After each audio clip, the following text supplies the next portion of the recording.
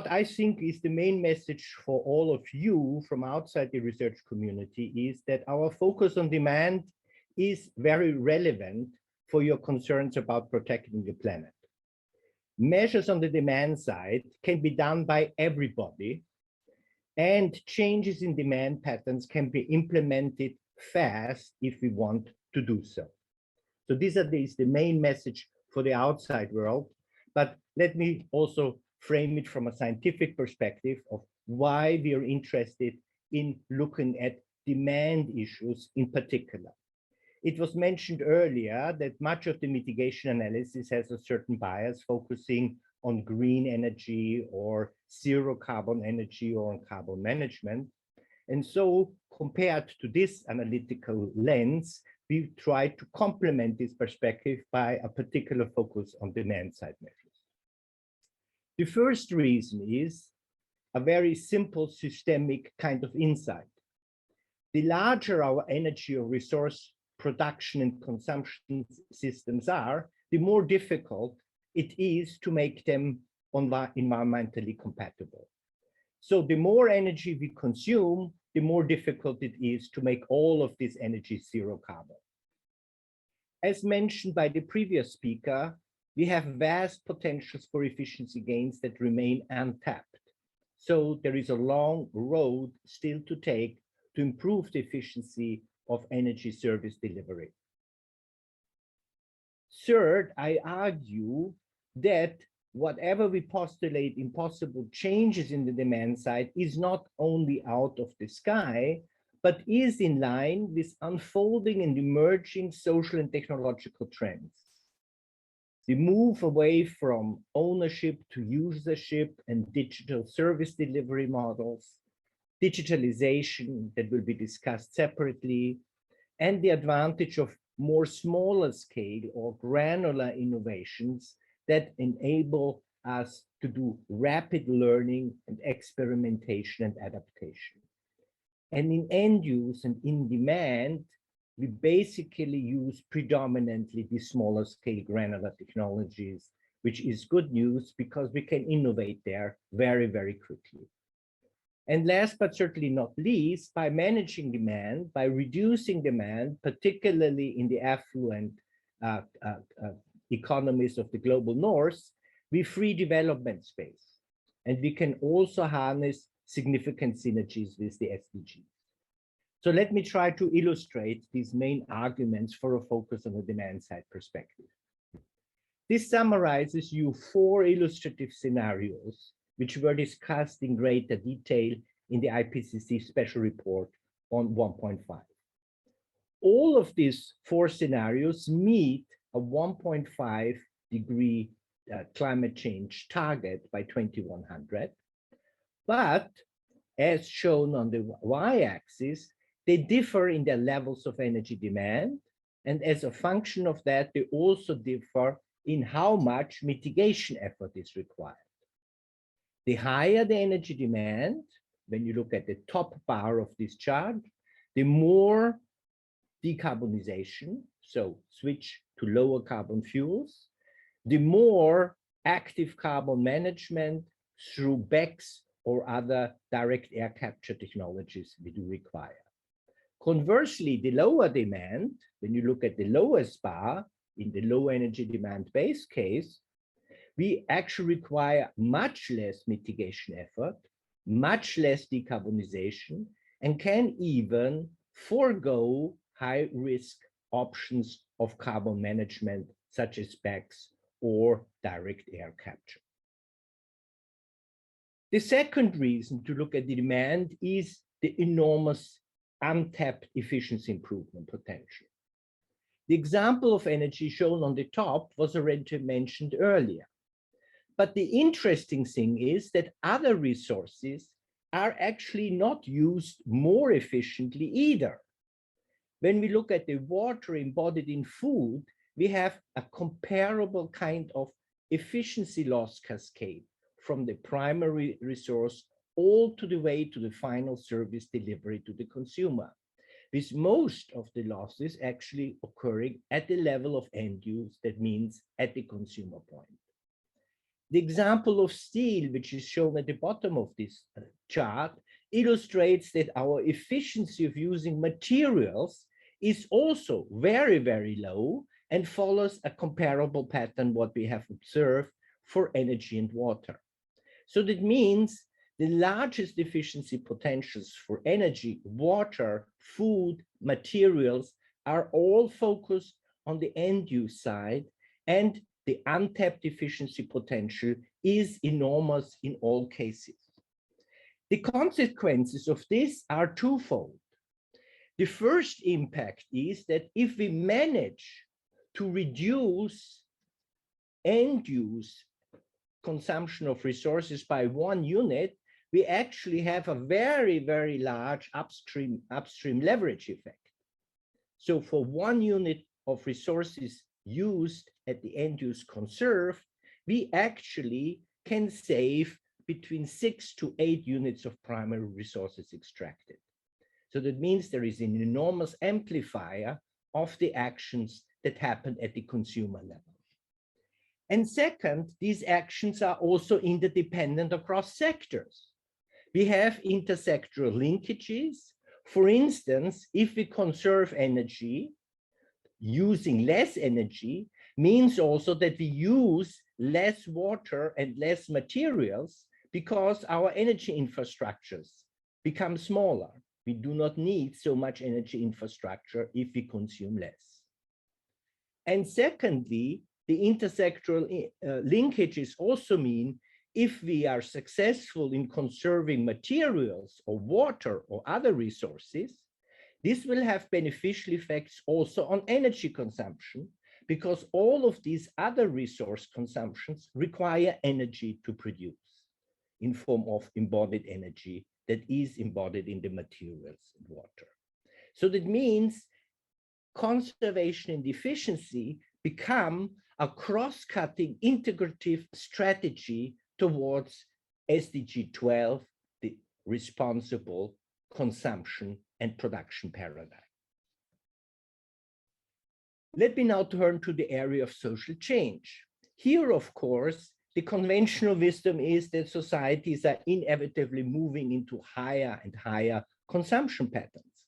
But when we actually look a little bit in greater detail, underneath the highly aggregated per capita consumer into actually what happens to individual consumption groups, for instance, by age, as shown on this example, we see persistent trends which are significant. This shows you the number of people in each age group that hold a driver's license. Holding a driver's license is the first prerequisite for owning a car and driving it. And as you see across all countries and age groups, which are shown here, we have a decline in the percentage of younger generations that hold a driver's license. In the most extreme case, empirical data document in the city of Stockholm that today only 10% in the age group below 19 actually hold a driver's license. So that means the driver's license and the ownership of a car is increasingly losing out in terms of social appeal. So in the future, we might need actually self-driving cars simply out of the reason that hardly anybody has a driver's license being able to drive their cars themselves. But this is a more longer-term perspective. But social change is unfolding and becomes prevalent. We can look at the material implications of new forms of mobility provisions, for instance, for shared mobility, which was also mentioned. I show you here 3 illustrative scenarios just to illustrate the magnitude of the impact. In these 3 scenarios, we look here simply at the total number of the passenger vehicle stock which is globally on the road. In the counterfactual scenario, we might have 5 billion vehicles by 2100. In a more optimistic scenario, like the gear efficiency, we might approach 3 billion. But in the case of shared mobility, we actually can provide the same mobility levels with actually a vehicle fleet of only 500 million. So at first sight, it might suggest that actually we could save a lot of materials. But as you see on the right-hand panels, and first preliminary kind of quantification of the material demands, the material implications are less significant for shared mobility. The reason for that is while we have much less vehicles, we actually use these vehicles much more intensively and have therefore a shorter lifetime and faster turnover. On the other hand, this faster turnover offers entirely new opportunities for refurbishing and remanufacturing of vehicles compared to the traditional model of scrapping an old vehicle and producing an entirely new vehicle out of virgin and recycled materials. So you see, any profound changes that happens to the demand, how we consume services, has important implications across the entire energy system, but also through the entire industrial metabolism. And this is why we think it is important to take a systemic perspective and explore these interlinkages through scientific studies much more thoroughly. And this is one of the objectives which we're trying to achieve within the EDITS research collaboration framework. One example of social change that has been discussed much, and here I give you a couple of quantitative resource implication quantifications of this, is the increasing digitalization in the use of energy services. We don't buy records anymore, we stream music through radio or through the internet as one example. And we use increasingly general purpose technology devices like smartphones to integrate the diversity of digital services which we use. So compared to the traditional model where we had more than 50 different individual hardware devices that would deliver communication, entertainment, orientation in form of GPS systems, etc., we now have a single integrated digital platform, the smartphone, that basically enables us to do everything, but everything just digitally. In terms of resource use, this has enormous implications, as you see in the comparison of peak power use, standby energy use, embodied energy use, and material weight. We have here up to factor of 200 improvement potentials. And these are not just only potentials, this is already something observed because recent consumer surveys suggest that indeed younger generations progressively consume much of these services digitally and no longer own television sets, stereo equipment, radios, or conventional telephones.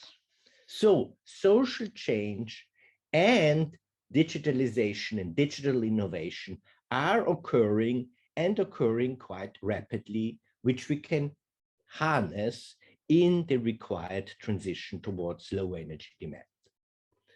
The example of the advantages of granularity have been already mentioned and will be also discussed in greater detail by Greg Nemeth, so I don't need to dwell in greater detail into this.